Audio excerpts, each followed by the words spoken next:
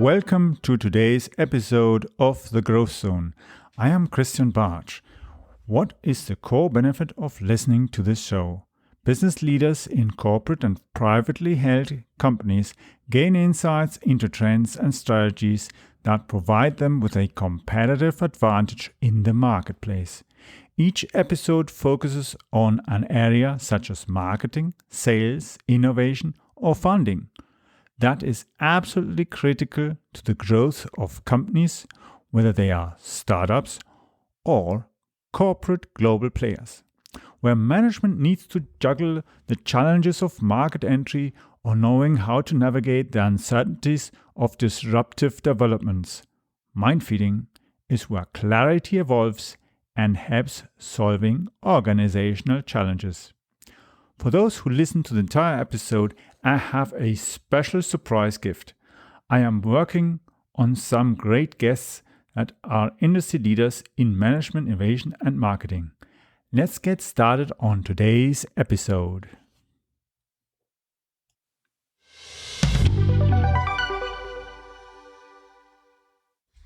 So, today I have with me Stacy Bahrenfuss. She's the founder and CEO of Catalyst Group and creator of the Limitless Realtors Circle, a professional training program for realtors. Stacy started her real estate company at the early age of 19, sustained her company through the housing crisis of 2007 to 2010, and continued to scale her business beyond the seven-figure mark. Her success in real estate world has given her a vehicle to share her mission, vision, and purpose. Now she is excited to transform the industry that shaped her by empowering realtors to break from the status quo and do business in a way that both fulfills their personally and raises the industry standard. So let's go and listen into the conversation.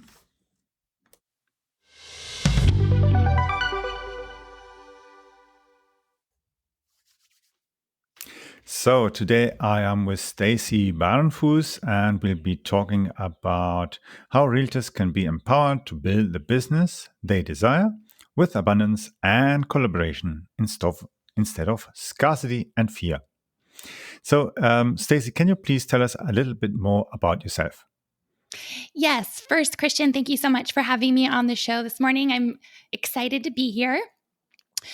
So a little bit about me is since a very early age, I have been fascinated with entrepreneurship and business building, leadership, and just looking at life from a different perspective. And that perspective is how can we position ourselves and prep ourselves to build a limitless life. And so limitless has really always been my word and theme. And so that's how I've approached life. And so again, from a very early age, I've, had a long list of things that I've wanted to, do and achieve and, have had a thrill doing so. I love to travel and, spend time with my Siberian Husky, Scarlet Jane, and, enjoy outdoors activities, hiking, camping, and mountain biking. And of course, love the lady side of things, spas, shopping, and the like. Great. So let's go and deep dive into our topic for today. I've got a few questions just to help us go along our conversation. And the first question is, how can you start a real estate business while the economy is going into recession?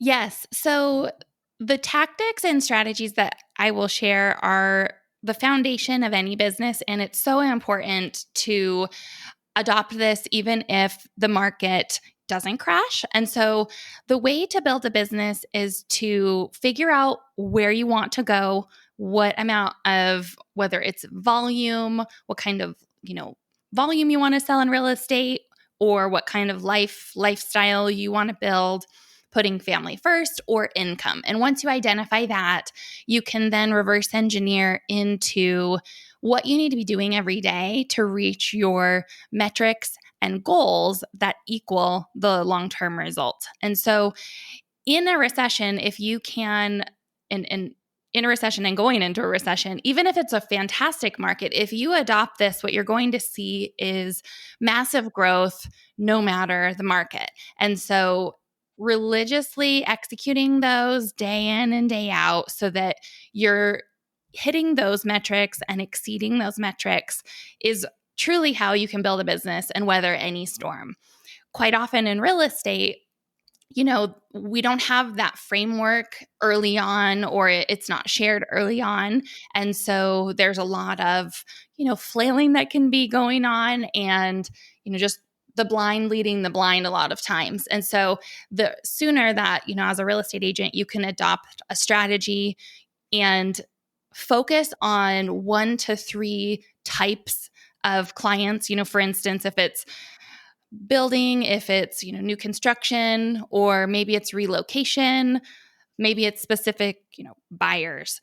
But whatever those 1 to 3 things are, focus on those intently and execute your metrics to achieve the numbers that are going to achieve your long-term result day in and day out. And that will breed success no matter the market.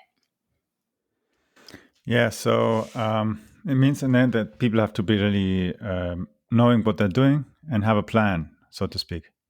Exactly. Yeah. So how do real estate managers and brokers work to better empower their realtors?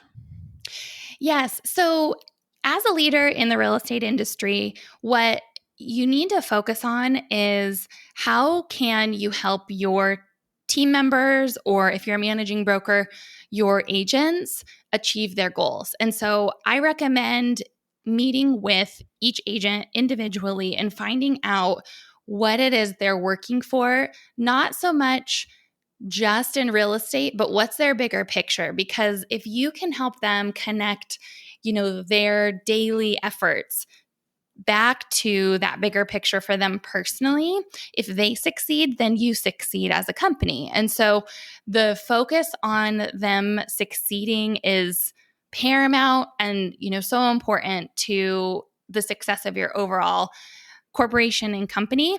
And a lot of times what I see in the business is, more of a focus on what I'm doing, I'm too busy as the leader, or, not taking the time to really dive into that with your subordinates. And so I definitely recommend that as that manager leader, you take the time to do that, and you'll quickly see that that investment really brings dividends, and you'll see quick success that way. Yeah, so that's it's like team building and coaching of your own people in the end, sort of speaking. Exactly. Yeah. So how can realtors raise their level of professionalism with the intent to better service their clientele?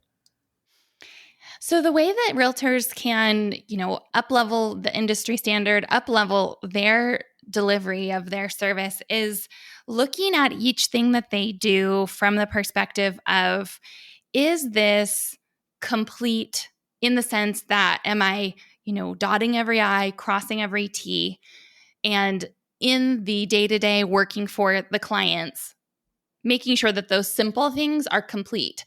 It's so often that those things are partially complete in the real estate business, which, affects your ability to have that wow factor on your listings for your sellers. And it also affects your ability to, work aggressively for the buyers that you represent. So that's number one. The other thing is to put yourself in your client's shoes and the other agent's shoes, the other professionals in the business. And what I mean by that is putting yourself in your client's shoes and what they're going through allows you to ensure you're understanding, leading them, and helping them every step of the way from their perception, not necessarily yours. And so what that does is it allows you to be more nimble for them, which is important in the real estate business because things are on and off the market quickly, and it's so important you're able to adapt. So that's really important. Now, the other side of that is putting yourself in other agents' shoes in the market. It's important because those relationships are going to position you long term to be that agent that when other professionals receive offers from you or they show their buyers your listings, they're confident in you because of that reputation, because you're, treating them with respect, you're, dealing with them in a professional manner. And so looking at every relationship as if it's that, lifetime relationship, because if you look at it that way, you do act differently. You take that extra care. And I definitely think that that's what's missing today in our industry. Mm-hmm. So it's like with everything, like in life, sometimes there's a secret recipe and so on. So what is your secret sauce to remain positive and keep your team in high spirit while everything around seems to be suffering from the recession? Yes. So everything that I do, I bring it back to how I start my day. And it's something that I extend to my team members as well is, taking that time in the morning to prep, prime, and, get yourself ready so that the rest of the day is, it flows and it takes care of itself. And so I have a morning routine of, meditation, exercise, reflecting on my short and long term goals, and, focusing on what I'm grateful for. And I find that that helps me maintain that positive outlook. It helps me maintain energy, which, like, the old adage says, if my cup is full, everyone, I can truly give to others, my cup overflow, right? So for the other team members, I extend that to them just because if they start to struggle or, get in their heads about something, if they connect back to truth, which is that, time with yourself and get grounded, it's very, easy to then just flip that switch and get back into that positive frame of mind. Mm-hmm. So then they're actually less stressed and more focused and actually maybe even enjoying what they're doing. I don't really notice that it's work. Exactly.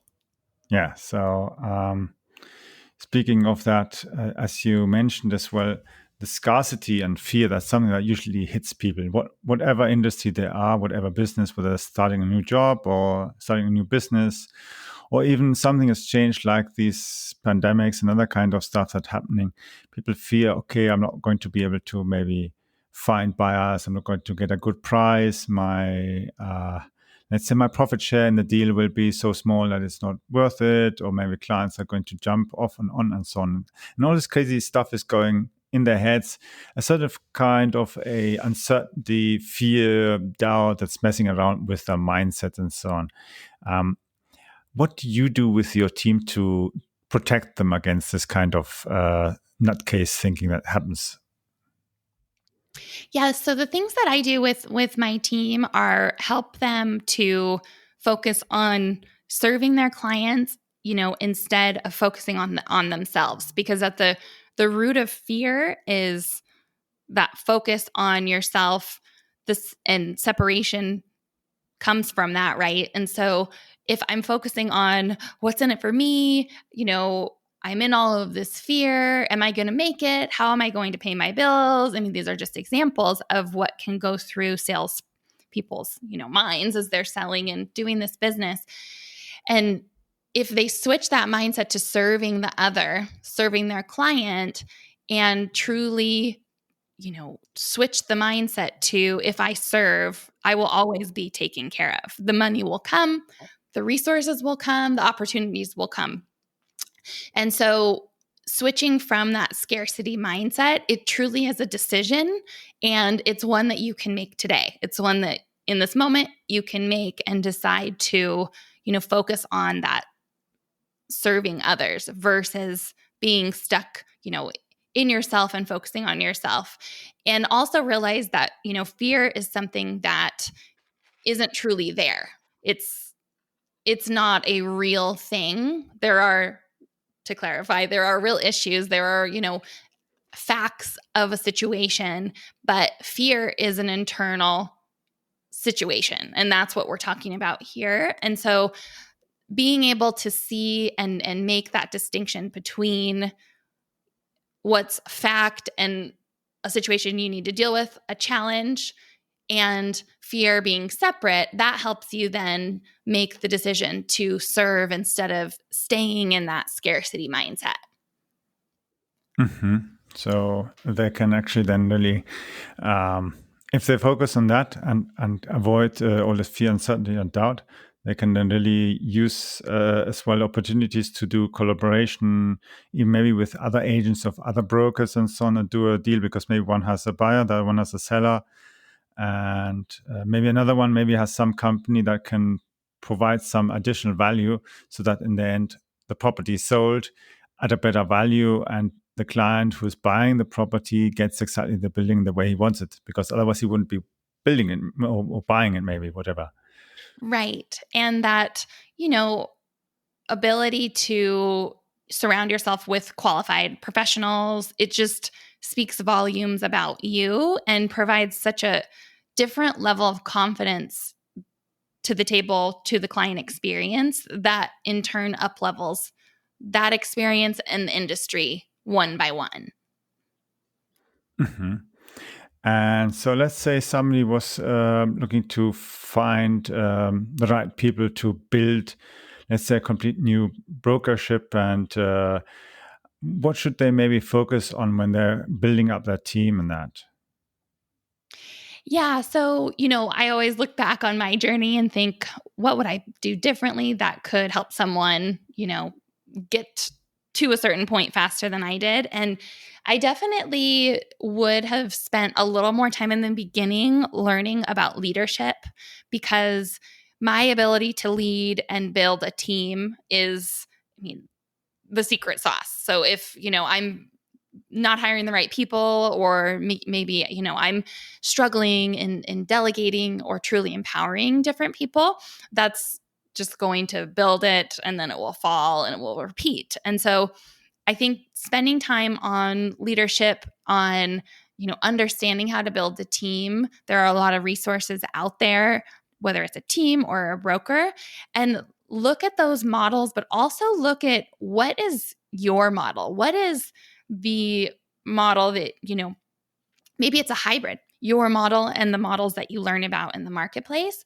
but make sure that it is authentic and it is something that you can fully, buy into. Because one thing that can happen a lot, and it happened to me, is you run with a model and you get it to a successful point, and you can realize that, oh gosh, that's actually not the long-term play I want to make. And so spending that time again, on yourself, how you're going to lead, the kind of person, that you're going to show up as, and then spending time on what is the model you want to run.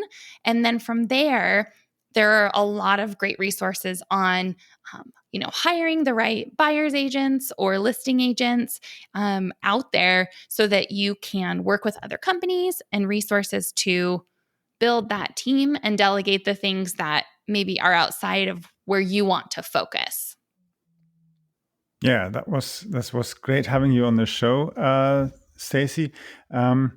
If people want to get in contact with you or find out more about maybe how you can maybe help them as well get on, where can they reach you? Yes. So my last name, being that it's a long German last name, a lot of people call me Stacy B. And so the website that you can find out more information is limitlesswithstacyb.com. Cool. Then I hope people will go either re-listen and just write it down again. So Stacy, what was it again? Limitlesswithstacyb.com. Cool. That's definitely good. So it was great having you, and I'm sure we'll be talking soon again on a similar subject. Thank you so much, Christian.